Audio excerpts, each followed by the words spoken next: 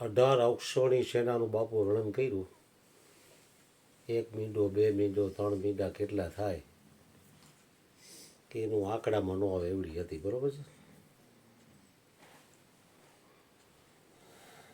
એક ગરીબ વ્યક્તિ હતો, ભિખારી જેવી દશા. ભીખ માગે તે કાંઈક મળે તો ખાય, ભૂખો પડ્યો રહે. આવી દશામાં મંદિરોમાં દર્શન કરવા જતો હોય કે ભગવાન કાંઈ કૃપા કરે એમ.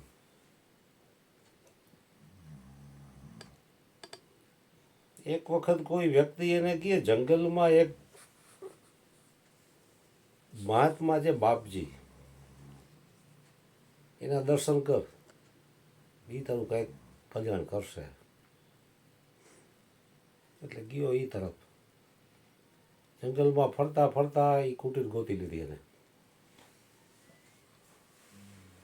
બાપજીને દંડવત પ્રણામ કર્યા, બેઠો, ચા પાણી પાયા બાપજીએ. કે બાપુ કંઈક દયા કરો, આ ભિખારી જેવી અવસ્થા કેટલા વર્ષોથી હું સહન કરું છું. થોડો ટાઈમ યાર યોર સેવા કરી દીધો. બાપુએ હથેળીમાં એક એકડો કરી દીધો. એ કે જા, તને રોજ 1 રૂપિયો તો મળી જ જશે. એ સમયમાં 1 રૂપિયાની કિંમત બહુ ઊંચી. નવા 2 પૈસામાં ઘણું બધું જમવાનું આવી જાય. 1 રૂપિયો એટલે બહુ મોટી રકમ ગણાય.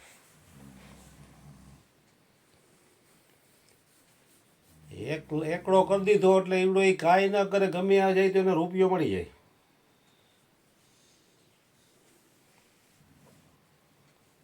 ધીરે ધીરે સ્થિતિ ઊંચી આવી ગઈ.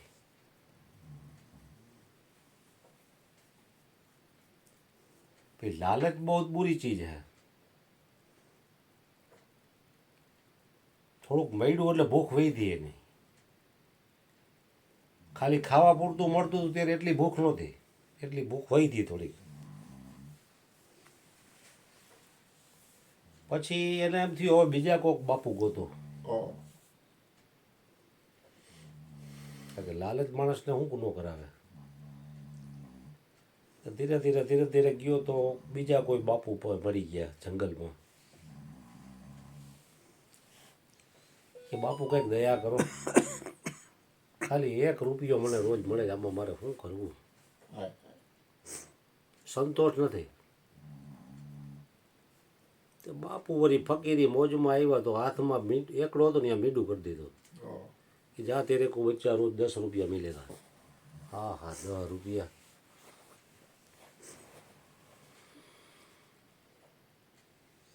જીવન ધોરણેથી ઊંચું આવી ગયું. 10 રૂપિયા પડવા માંડ્યા. લોભ ને થોભ હોય નહીં. ફરી પાછો થોડોક સમય પછી ત્રીજા બાપુ ગોઈતા, બાપુ કંઈક કૃપા કરો. બાપુએ પીંડું કરી દીધું. 100 રૂપિયા થઈ ગયા. વળી 2 4 5 વર્ષ કાઢ્યા હતા, વળી ભૂખ ખોઈલી. વળી એક બાપુ ગોઈતા, એટલે ચોથું મીંડું કરી દીધું. રોજની 1000 રૂપિયાની આવક. તો એ સમયમાં ટકે શેર ભાજી ને ટકે શેર ખાજા. એ સમયમાં રોજની 1000 રૂપિયાની આવક એટલે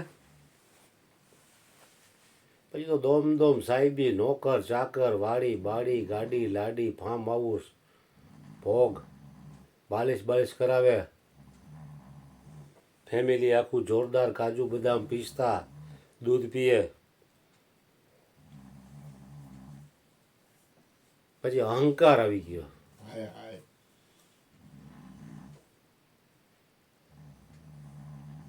सुख में और भोग में अहंकार बढ़ जाता है, दुख में अहंकार विलीन हो जाता है. એ 4 પ્રકારની દોમ સાહેબી એટલે પ્રતિષ્ઠા એટલી મળી. 5 માણસમાં પૂછવા માંડ્યું, કાંઈ એવું કામ હોય તો આને પૂછે. એક ભિખારી હતો એમાંથી. એટલે અહંકાર આવી ગયો એટલે પછી માણા કહે છે ને જેનાથી આગળ આવ્યો એને એને જ પાડવાની વાત કરે. જે ઝાડ ઉપર બેઠો એ ડાળ કાપે. રાવણ જેવું થાય. રાવણ જેવું થયું. કારણ કે અહંકાર તો ખરાબ વસ્તુ છે.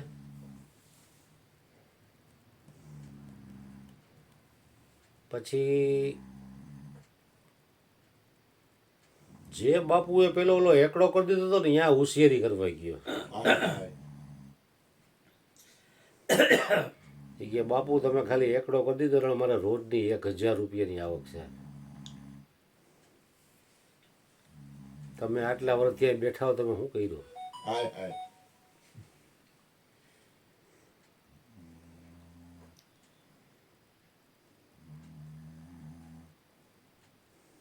એટલે જેમ આવે એમ મટી ગયો બોલવા બાપુ હોય.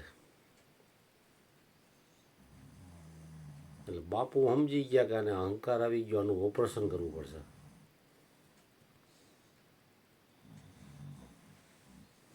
हमारी बिल्ली हमसे म्याओ. એટલે બાપુ કે एक काम कर बच्चा इधर आ, तेरा हाथ दिखा दो मुझे. હાથમાં એકડો ને 3 મીડા એટલે રોજની 1000ની એકડો પૂરી નાખ્યો.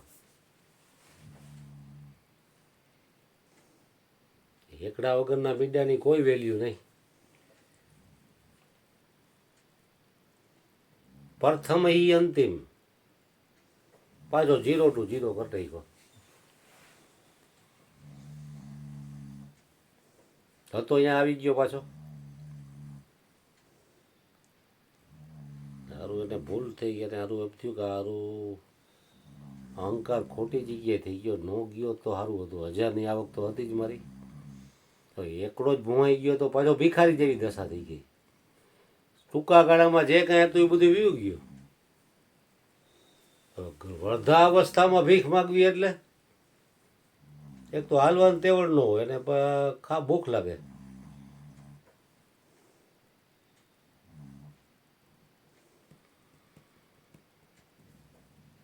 એટલે શિષ્યોનું પણ આવું જ થાય છે. જ્યાંથી આગળ આવ્યો ને ત્યાં જ હામાં પડે, ત્યાં જ પગ ભરાવે.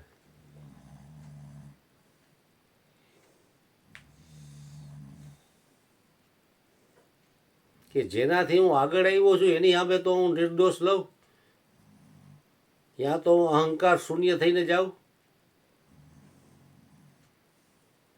કારણ કે ધન કમાવવા કરતાં પણ પચાવવું કઠિન છે. અહંકાર આવે છે.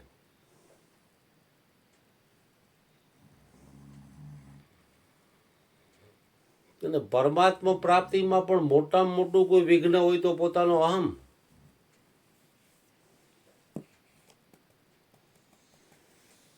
જ્ઞાનનો અહમ તો ભયાનકમાં ભયાનક અહમ. જ્ઞાનનો અહમ છે ને ભૂકા કાઢી નાખે, મારી નાખે માણસ.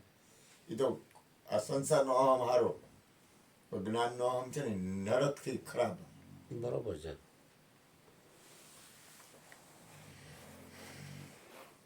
કારણ કે ગુરુ પાસે તો આધીનતા રાખવાની છે, એના બદલામાં અહીંયા અહંકાર તમે કરો તો પતન નિશ્ચિંત છે.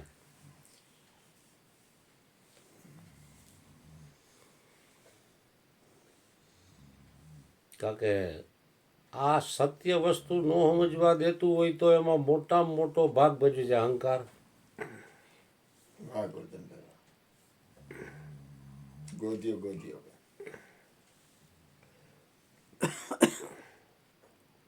ગંગા સતીએ પણ કીધું ગુંજાનો લાડવો પાનબાઈ અહંભાવ ગયા વિના નહીં ખવાય. પરમાત્મા ભેગો છે છતાં એનું સુખ મળતું નથી અહંકારના હિસાબે. દેહાદ્યાસ છે. આપણા ગુરુજી એક વાણીમાં કીધું, સંદેશો હરિગુરુ સંત સમજાવે, જીવને અભિમાન નજરૂમાં આવે. એવો સંદેશો હરિગુરુ સંત સમજાવે, કારણ કે સંદેશો છે એ સતલોકનો છે.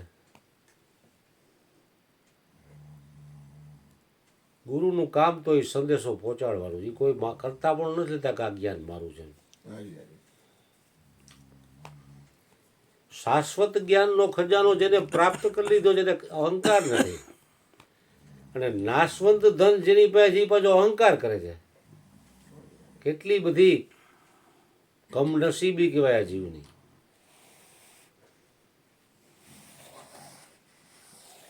મહાપુરુષો પાસે જેમ જેમ જ્ઞાન વધે ને એમ નમતા જાય.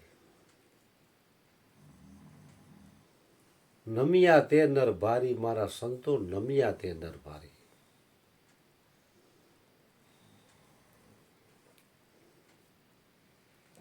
વશિષ્ઠ મુનિ રામજીને કહે છે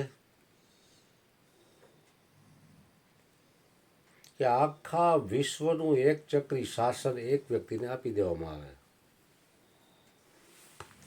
એક દેશનો વડાપ્રધાન હોય તેની કેવી તાકાત હોય? તો વિશ્વના 185 દેશ છે, તમામનો રાજા એ પ્રમુખ, પ્રાઇમ મિનિસ્ટર. અપ્સરાઓથી પણ સુંદર પત્નીઓ, આજ્ઞાકિત પુત્ર પરિવાર અને ઈમાનદાર નોકર ચાકર ઓફિસરો. તો આથી મોટું સુખ હોય? આ માનવીય સુખની પરાકાષ્ઠા ગણાય. આથી મોટું મનુષ્યનું સુખ હોઈ શકે નહીં.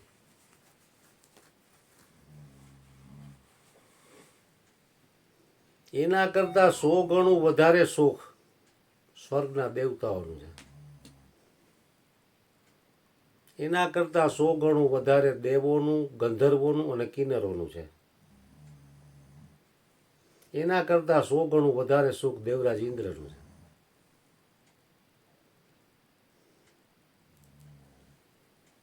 દેવરાજ ઇન્દ્ર કરતાં પણ બ્રહ્માજીનું સુખ વધારે છે, જેને સૃષ્ટિનું સર્જન કર્યું છે. લાખો ચોકડીઓ ફરી જાય ત્યારે એક દિવસ થાય.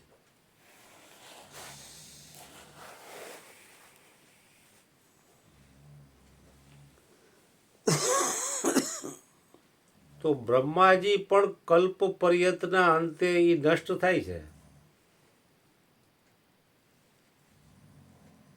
4 યુગની ચોકડી જાય એટલે એક કલ્પ થાય. એવી અમુક ચોકડી જાય એટલે એનો જે હિસાબ આવતો એમાં અબજો, કરોડો અબજો વર્ષોના અંતે બ્રહ્માજી પણ નાશ થઈ જાય, શરીર થઈ. પછી બીજા બ્રહ્મા આવે. એવી રીતે આ સૃષ્ટિનું ચક્ર ચાલ્યા કરતું હોય. તો બ્રહ્માજીનું સુખ પણ કલ્પ પર્યંતના અંતે નષ્ટ થઈ જાય છે.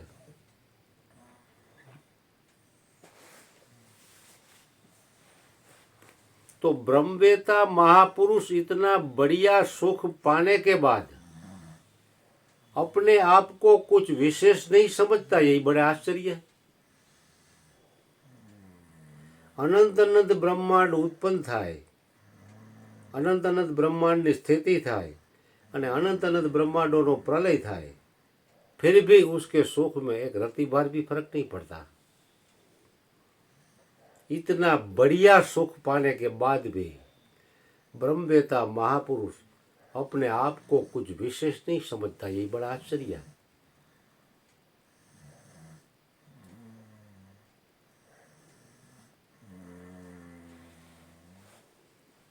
એટલે જ ગંગા સતીએ કીધું સુખ કયા નવ જાય સતસંગના.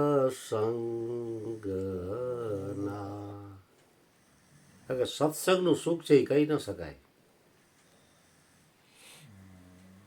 गुंगा गुड का स्वाद क्या बखाने, वो तो समझ समझ मुस्कावत है.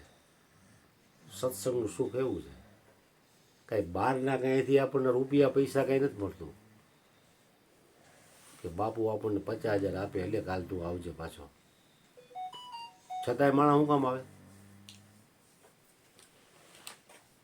કારણ કે ભીતરનું જે સુખ મળે છે ને એ વર્ણવી શકાય એવું નથી.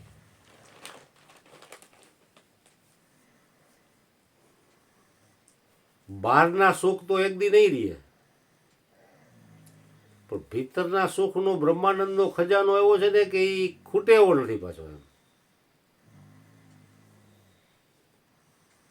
એટલે આપણે બધાએ પૂર્વમાં એ સુખ તરફ ડગલા ભર્યા હોય, કૃપા. ત્યાં જ આપણી ગતિ અહીંયા હોય. હરી હરી નહીં તો આપણે અહીંયા ન આવી શકીએ આવી કડકડતી ઠંડીમાં. નો આવે.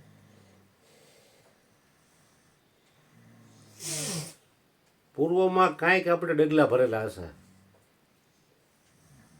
નહીતર વ્યક્તિ આ તરફ હાલે નહીં. પુણ્ય પુંજ બીનું મેલે નહીં સંતા. પુણ્યના ઢગલે ઢગલા થાય ત્યારે સંતનું દર્શન થાય.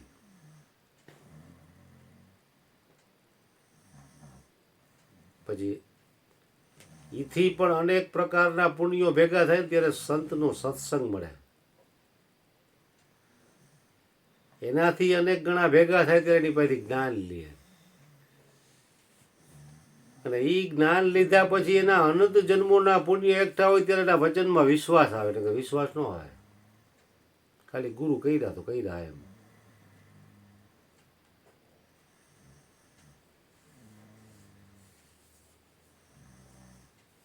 એટલે હરિગુરુ સંતોનો મહિમા ઘણો મોટો છે.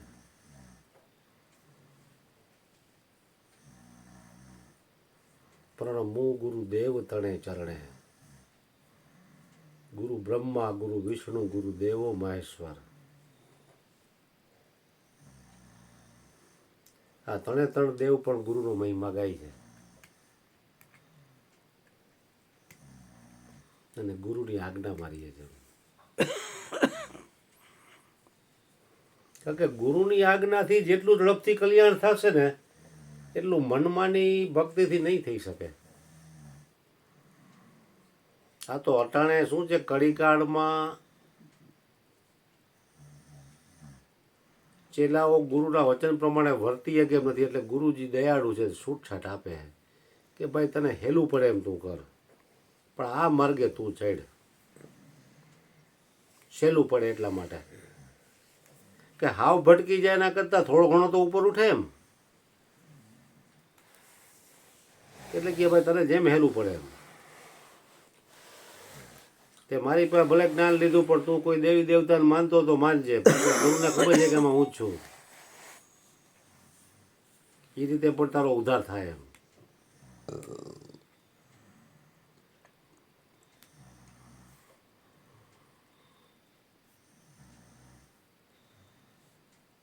કારણ કે આયુષ્ય છે થોડું અને કામ છે બહુ મોટું. મનમાની ભક્તિમાં જન્મ રવ્યા જશે. મનમાની તો આ જીવ આદિ અનાદિથી આ કરતો આવ્યો, એ આપણને હેલું પડશે. તો ભગવાન શિવજીએ પાર્વતીને નિમિત્ત બનાવીને આખા બ્રહ્માંડને ઉપદેશ આપ્યો. ગુરુ ગીતામાં પહેલો શ્લોક છે, એ એક શ્લોકમાં તમામ શાસ્ત્રોનો સાર આવી જેવો છે. બધા બોલજો. આ કલ્પ જન્મ કોટી નામ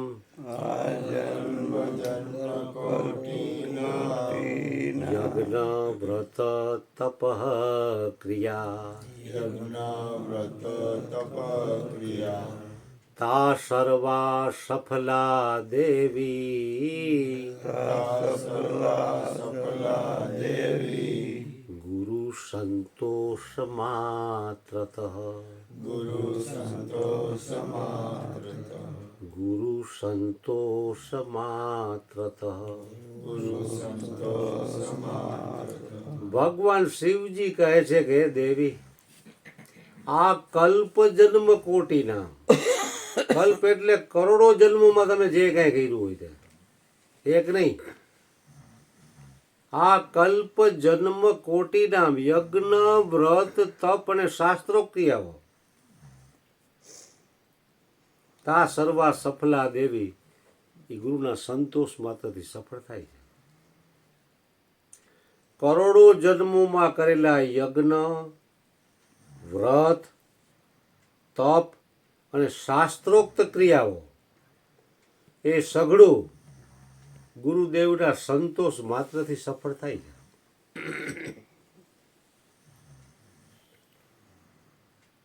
તો ગુરુ જો આજ્ઞા કરે ને એ પ્રમાણે વર્તે એટલે એનું ટૂંકા ગાળામાં કલ્યાણ થાય.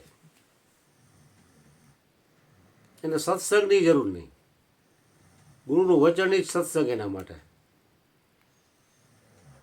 જે મિલારેપા મારપ્પા પાસે ગયો તો મિલારેપાને મારપ્પાએ કોઈ સત્સંગ નથી આપ્યો, કોઈ શાસ્ત્રોનું જ્ઞાન નહીં, કોઈ શ્લોક નહીં. ખેતી ખેડાવી, મકાન બનાવ્યા ને પડાવ્યા, કંઈક એના ઉપર જુલ્મ કર્યો તો એને જ્ઞાન પ્રાપ્ત થયું. કારણ કે ગુરુને સારી રીતે ખબર છે કે આ શિષ્યનું કલ્યાણ કઈ રીતે થઈ શકે એમ છે. સામ, દામ અને દંડ ગમે તે રીતે કરાવી દે.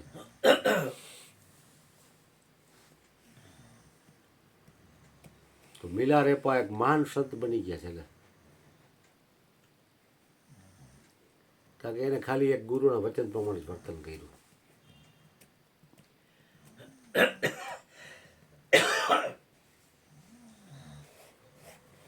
ગુરુની આજ્ઞા વગરનો આપણે રાજસુ યજ્ઞ કરી, ગાયત્રી યજ્ઞ કરી કે નવચંડી યજ્ઞ કરી કેમ તો હા તો બહુ સારો યજ્ઞ કહેવાય, પણ એનાથી ગુરુ સંતોષ ન થાય. એને સંતોષ ન મળે નથી. ગુરુએ તો કીધું ને તમને. તો ગુરુની આજ્ઞાથી મતંગ ઋષિની આશ્રમનું ઝાડું વાર્યું, ઓલી સબરીએ તો એને જ્ઞાન થઈ ગયું અને રામ એના દ્વારે આવ્યા.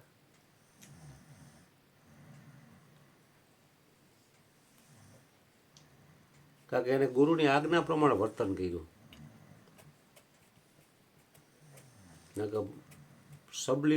સબરીમાં તો ભિલન હતા જ્ઞાતિના અને અભણ હતા, છતાંય કે તારે દ્વારે રામ આવશે તો રામ આવ્યા એના દ્વારે. કે એના ગુરુના વચનમાં વિશ્વાસ કેટલો, કે ક્યારે આવશે, કઈ તરફથી આવશે, કાંઈ નહીં.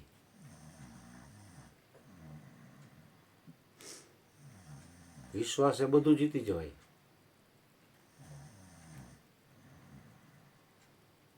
તો ભગવાન રામ એના દ્વારે આવ્યા અને 99 પ્રકારની ભક્તિનું વર્ણન કર્યું સબરીમાએ. તો કે તમારા 9 જેમાંથી એક પ્રકારની ભક્તિ હશે ને કળિયુગમાં કોઈ વ્યક્તિ પાસે તો એનું બેડો પાર થઈ જશે. તો તમારામાં તો 99 છે.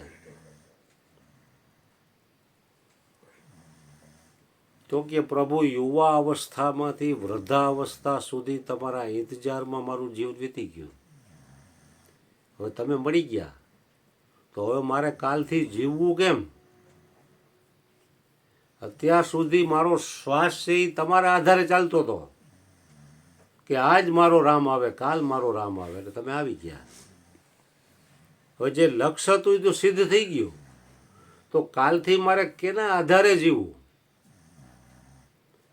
તો હે પ્રભુ, તમારા દર્શનનું ફળ શું? કોઈ પણ માણસ ક્યાંક કામ કરે કે 500 રૂપિયા રોજ, તો મહિને એને 15,000 દેવા પડે ને આપણે. તો આખો મહિનો કામ કર્યું, ફળ આવ્યું. તમે જ્યાં લાદી ચોરતા હો, તમને જે નક્કી કરી 30,000 હોય તો રોજ મહિને 30,000 મળે ને. તો હરેક વસ્તુનું ફળ હોય છે. તો કે પ્રભુ, આપના દર્શન તો મને થયા, પણ આપના દર્શનનું ફળ શું? તો ભગવાન રામ કહે છે, મમ દર્શન ફલ પરમ અનુપા, જીવ પાવહી નિજ સહજ સ્વરૂપા. હે સબરીમાં, મમ દર્શન એટલે મારા દર્શનનું, મમ દર્શન ફલ પરમ અનુપા પરમ એટલે મોટું, અનુપ એટલે એને માપી ન શકાય એવું. જીવ પાવહી નિજ સહજ સ્વરૂપા. હે બા, તમે મારી ભક્તિ એવી કરી છે, તમારી ભક્તિથી પ્રસન્ન થઈને હું નથી આવ્યો. તમારા ગુરુનું વચન હતું કે બેટા તારે ત્યાં રામ આવશે, ગુરુના વચને હું અહીં આવ્યો છું. हे राम जी, त्रिलोकी में ऐसा कौन है जो संत की आज्ञा का उल्लंघन करके सुख चैन से जी सके?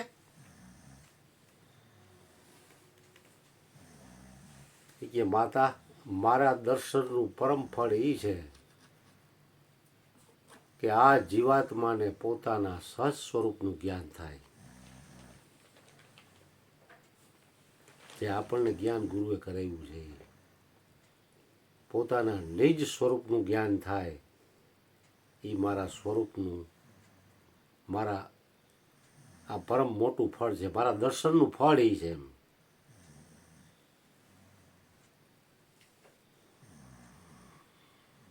તો આપણને સબરી જેવી મહેનત કર્યા વગરનું સીધું ફળ મળી ગયું એટલે કિંમત નથી થતી.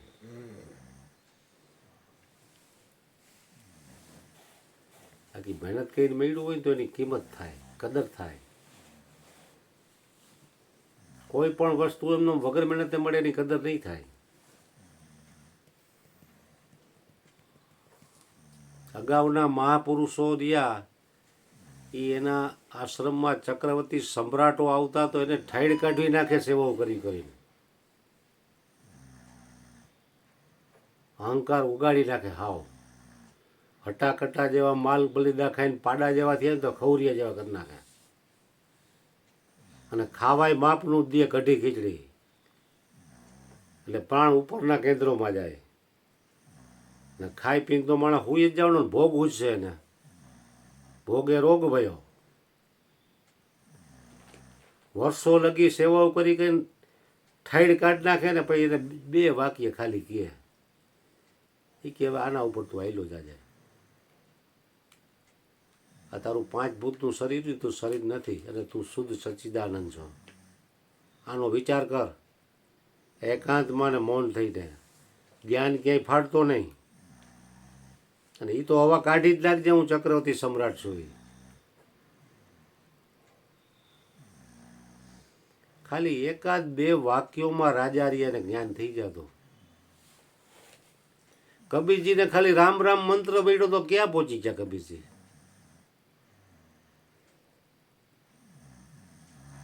રણછોડદાસ બાપુ આપણી નજર સામે રામ રામ જ જપતા. બગદાણા વાળા બાપા સીતારામ, વીરપુર વાળા જલારામ બાપુ એને કીધું કે હવે તું અહીં ધક્કો ન ખાતો, તો એને એમ ન કીધું ના ગુરુ હું તમારા વગર રહી ન ગયું, હું તો ફતેપુર આવીશ, એમ ન કીધું એને. ગુરુની આજ્ઞા સર્વોપરી.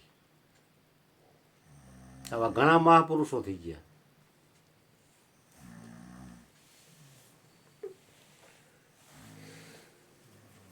એટલે આત્મજ્ઞાન છે અને આત્મકલ્યાણ જે બાપુએ વાત કરી શ્રેષ્ઠ, જેના ઉપર બીજી કોઈ વાત નથી. જ્યારે જ્યારે સમય મળે, સમય પરમાત્માએ આપેલો જ છે. આપણને 24 કલાક ને ગુરુજીને 25 કલાક નથી આપી. તો ગુરુજી 24 કલાક એના નિજ સ્વરૂપમાં રહેતા હોય તો આપણે 1 કલાક ન રહી શકે? સમય બધાય પાસે છે, પણ મન રહ્યું ને એ ભૂલાવામાં નાખે કે અમારી પાસે સમય નથી, કારણ કે વિષયોમાં જ કાઢી રાખે. અને વિષયોમાં તો તમને ગમે એટલો સમય હોય તો ઓછો પડવાનો.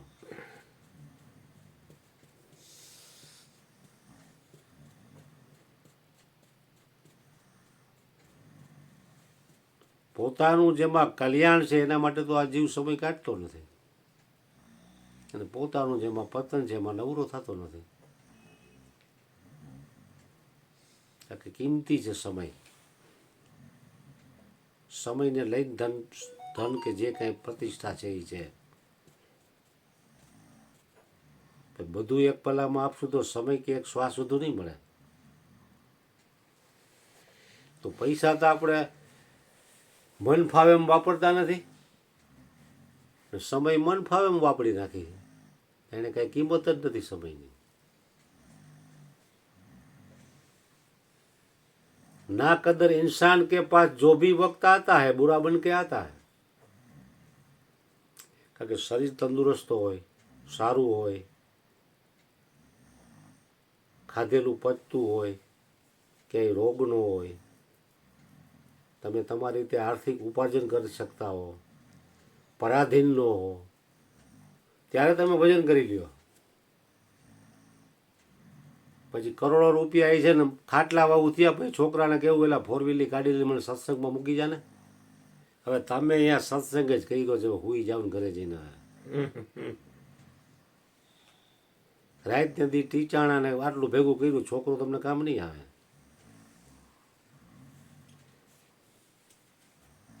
તો એ તો આપણી મહેનત પાણીમાં ગઈ ને.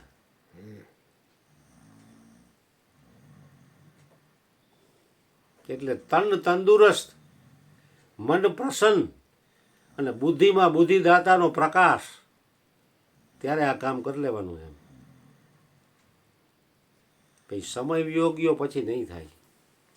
કારણ કે સમય હરેક મનુષ્યને પરમાત્માએ આપેલો જ છે. એને ખબર છે કે મનુષ્ય જન્મ મેં આને મારી પ્રાપ્તિ માટે મોકલ્યો છે. એ જ આનું પરમ લક્ષ્ય છે. સમય ન આપે એવું કોઈ દી બને નહીં. પણ મન ભૂલાવામાં નાખી દે, તમને વિષયમાં જોડી દે, તમને સમય નથી મળતો. આજે આખો દિવસ આપણે છાપા વાંચવામાં કેટલો ટાઈમ કાઢી છે, વ્યર્થની વાતો કરવામાં કેવો ટાઈમ કાઢી છે, કોકની નિંદા કરવામાં કેટલો ટાઈમ બરબાદ કરી છે, ટીવીમાં દુનિયાભરના સમાચાર જોવામાં કેવડો સમય બરબાદ કરી છે. તો એ સમય બચાવીને તમે પરમાત્મામાં લગાવો તો બાપુએ કીધું એમ તમે તમારું કલ્યાણ કરી શકશો. બાપુએ તો કીધું તમે ગમે એ કરો, બધું કરો, પણ તમારું કલ્યાણ તમે ભૂલતા નહીં. કારણ કે એ સાર વાત છે, બાકી બધું અસાર છે. અસાર સંસારમાં તો જન્માર આવી ગયા આપણા. હવે આવું સાર સ્વરૂપ જે જ્ઞાન હરિગુરુ સંતોએ આપણી ઉપર કરુણા વરુણા કરીને આપ્યું, તો એના આપણે ઋણી છીએ. એના ઋણી એટલે એને આપણી પાસેથી કાંઈ ધન સંપત્તિ નથી જોતી. ધન સંપત્તિ રીજેમેય નથી, પણ જે દીવો એને પ્રગટાવ્યો એ દીવો પ્રગટતો રહે, એમાં એની છાતી ગજગજ ફૂલે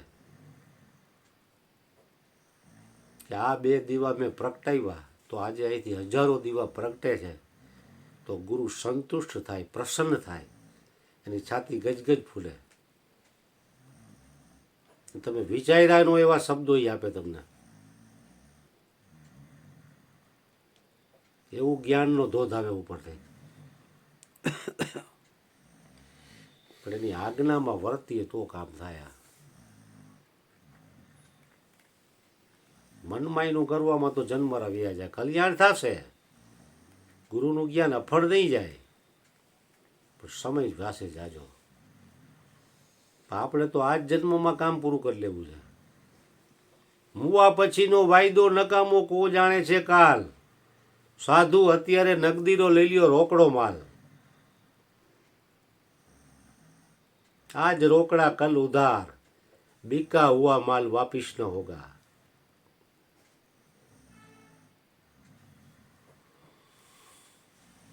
એટલે સદગુરુ મહારાજ શ્રી અર્જુન બાપુને આપણે બધા ભક્તો, ગુરુ ભક્તો હૃદયથી પ્રાર્થના કરીએ કે તમે અમને અખૂટ જ્ઞાનનો ખજાનો જે આપ્યો છે.